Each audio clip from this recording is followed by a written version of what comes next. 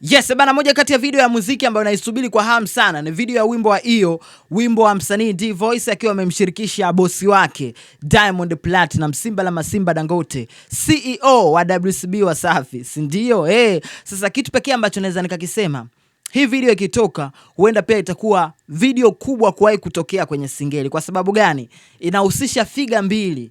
Figa ya kwanza inamhusisha president wa singeli, namzungumzia D-Voice Jini. Lakini pia figa ya pili inamhusisha international superstar, namzungumzia Diamond Platnumz. Hivyo nafikiri Diamond anaweza kukubali mkafanya wimbo, alafu video yake mkashuti loko, yani watu tu wapo kwenye majani wanacheza, sijui wanafanya nini. Lazima video hiyo ina uwekezaji mkubwa, na ndo itakuwa video yenye uwekezaji mkubwa kuwahi kutokea kwenye singeli Tanzania. Kwa hiyo kitu pekee ambacho mimi nakisubiri kwa hamu sana ni kuona video ya wimbo wa hiyo ikitoka. Lakini pia mara kadhaa nimekuwa nikizungumza namna gani pia zikitokea collab kama hizi 2-3 kwenye kiwanda chetu za muziki wa Bongo Flava, hususan kwenye singeli ambayo ni original sound ya Tanzania, nafikiri itakuwa noma sana. Sio tu awe anaishia kufanya Diamond na D-Voice, hapana.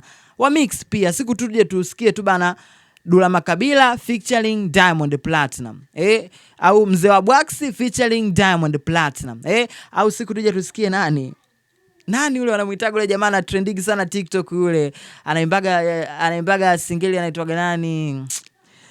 Mtanikumbusha hapo kwenye comment wa shikagi zangu. Kwa hiyo collab kama hizi kubwa tukiwa tunaziona, inakuwa pia ina make sense. Sio tunaona tu D-Voice kafanya na Diamond sijui nani. Yani wale watu ambao unaona kabisa ni kama wana ufamilia. Kwa hiyo tu tunaona vitu ambavyo unexpected, itakuwa noma sana. By the way, kitu pekee ambacho naweza nikakisema, chupa litakuwa kali sana na muamini sana D-Voice, namna ambavyo tunaona anafanya promotion ya ngoma yake na imepokelewa kwa ukubwa sana. Such a big thing. Mimi naitwa Bounce, the king of entertainment content in East Africa and Central Africa.